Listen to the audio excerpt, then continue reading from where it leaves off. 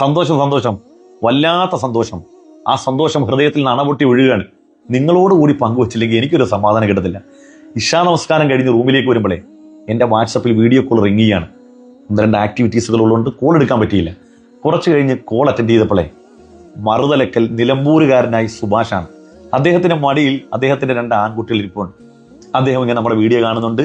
അങ്ങനെ വലിയ സന്തോഷങ്ങളൊക്കെ പങ്കുവെച്ചെല്ലാം കഴിഞ്ഞു. ഞാൻ അദ്ദേഹത്തിന്റെ ജീവിതത്തെക്കുറിച്ച് ഇങ്ങനെ ചോദിച്ച് അതിന്റെ ആഴിയിലേക്ക് ചെന്നപ്പോഴാണ് മനസ്സിലായത്, നാളത്തെ വിഷു ആഘോഷിക്കാനുള്ള ഒരു മാർഗവും ഇല്ല. പ്രയാസങ്ങളും കടങ്ങളും ഒക്കെ കൊണ്ട് വലയാണ്. എടുത്ത ഒരു ലോണ് തിരിച്ചടക്കാനുള്ള മാർഗം പോലും ഇല്ലാത്തൊരു മനുഷ്യൻ. അപ്പൊ തന്നെ കോട്ടക്കുള്ള നമ്മുടെ ഒരു സുഹൃത്തുണ്ട്, അദ്ദേഹം പ്രവാസി മലയാളിയാണ്. അദ്ദേഹത്തെ വിളിച്ചു പറഞ്ഞപ്പോൾ ഒരു 5000 രൂപ ഗൂഗിൾ പേ ചെയ്ത് കൊടുത്തു. ആ സന്തോഷത്തിൽ അദ്ദേഹത്തിന്റെ 2 മക്കളും വീഡിയോ കോളിൽ നമ്മൾ അടുത്തില്ലാത്തതുകൊണ്ട് ഇങ്ങനെ ഉമ്മൻ തരികയാണ്. ചുംബന ഇങ്ങനെ തന്നുകൊണ്ടിരിക്കുമ്പോൾ നമുക്ക് ഉണ്ടാകുന്ന ഒരു സന്തോഷമുണ്ട്, ഒരു വല്ലാത്തൊരു സന്തോഷമാണ്. ഞാൻ പറയുന്നത്, ഈ ജീവിതത്തിൽ ഏറ്റവും വലിയ ലഹരി എന്താണെന്നറിയുന്നത് MDMA അല്ല, മദ്യമല്ല, ഒരു മയക്കുമരുന്നുമല്ല. നിരുപദ്രവകരമായ ഈ ലഹരി നിങ്ങളൊന്ന് നുണഞ്ഞു നോക്കൂ. ഇതിനേക്കാൾ രസകരമായ ഒരു ലഹരി ലോകത്തില്ല. നമ്മുടെ വാക്കുകൊണ്ടോ പ്രവൃത്തി കൊണ്ടോ മറ്റൊരാളുടെ ഹൃദയത്തിൽ പടർത്താൻ കഴിയുന്ന, മറ്റൊരാളുടെ ചുണ്ടിൽ പടർത്താൻ കഴിയുന്ന ചിരിയോളം ലോകത്ത് മനോഹരമായ ഒരു ലഹരി വേറെയില്ല. നിങ്ങളൊന്ന് നുണഞ്ഞു നോക്കൂ. ഈ ലഹരിയിൽ ജീവിക്കുന്ന ചില മനുഷ്യരുണ്ട്. ഇപ്പൊ എന്റെ നാട്ടിൽ തന്നെ കുമ്പളത്തെ സലീമിക്കാന്ന് അദ്ദേഹത്തിന്റെ പേര്, പ്രവാസി മലയാളിയാണ്.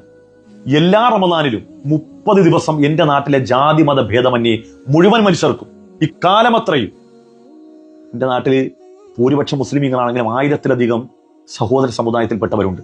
ജാതി മത ഭേദമന്യേ എല്ലാവർക്കും 30 ദിവസം വിഭവസമൃദ്ധമായി ആഹരിക്കാനുള്ള മുഴുവൻ വിഭവങ്ങളും അവരുടെ വീട്ടിലെത്തിച്ചു കൊടുക്കും. എങ്ങനല്ല, എവിടെങ്കിലും ഒരു യൂണിറ്റ് ഉണ്ടാക്കിയിട്ട് എരിപൊരിയുന്ന വെയിലത്ത് പോയി ആണും പെണ്ണും ക്യൂ നിൽക്കലല്ല, വയോവൃദ്ധരായ മനുഷ്യർ വീർത്തു കുളിക്കുന്ന അത്തരം പരിപാടികളൊന്നുമല്ല.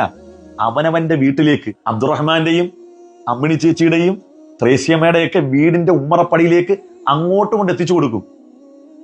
30 ദിവസവും ആ മനുഷ്യർക്ക് ഒരു കുറവില്ല. അരിയുടെ കുറവില്ല, പഞ്ചസാരയുടെ കുറവില്ല, തേയിലയുടെ കുറവില്ല. ഇതിലൊക്കെയാണ് ഇവർ ലഹരി കണ്ടെത്തുന്നത്. നോക്കൂ നിങ്ങൾ, നമ്മുടെ ഏത് ആഘോഷമാണെങ്കിലും, പെരുന്നാളാണെങ്കിലും ഓണമാണെങ്കിലും ക്രിസ്മസ് ആണെങ്കിലും, നമ്മൾ നമ്മുടെ കെട്ടിയോട്, നമ്മുടെ കുട്ടിയോട് എന്നതിലേക്ക് ചുരുങ്ങുന്നതിനപ്പുറം നമ്മുടെ ചുറ്റുവട്ടത്തുള്ള മനുഷ്യരുണ്ടല്ലോ, നമ്മൾ കഴിക്കുന്ന ആഹാരങ്ങൾ സ്വപ്നം മാത്രം കാണാൻ കഴിയുന്ന, നമ്മൾ ധരിക്കുന്ന വസ്ത്രങ്ങൾ കിനാവ് മാത്രം കാണാൻ കഴിയുന്ന, ആഗ്രഹിക്കാൻ മാത്രം കഴിയുന്ന ആളുകളുണ്ടല്ലോ, അവരെയും കൂടി നമ്മുടെ ആഘോഷത്തിന്റെ പരിധിയിലേക്ക് കൊണ്ടുവരുമ്പം അതിനേക്കാൾ മഹത്തരമായ മറ്റൊന്നുമില്ല. അപ്പോഴാണ് നമ്മുടെ ആഘോഷങ്ങൾ സാർത്ഥകമാകുന്നത്. ഇവിടെ നോക്കൂ, ഈ വിഷുവുമായി ബന്ധപ്പെട്ട് നാളെ എല്ലാ ആളുകളും, ലോകത്തുള്ള മലയാളികൾ മുഴുവനും ഇത് ആഘോഷിക്കുമ്പം എത്രയോ മനുഷ്യർ പട്ടിണിക്കാരുണ്ട്. അത്തരം സന്ദർഭങ്ങൾ ഉണ്ടാകാൻ പാടില്ല. നമ്മുടെ ഏത് ആഘോഷങ്ങളിലും മറ്റുള്ളവൻ കൂടി പരിഗണിക്കപ്പെടുമ്പോഴാണ് അത് സാർത്ഥകമാകുന്നത്. ദൈവം എല്ലാവരെയും അനുഗ്രഹിക്കട്ടെ.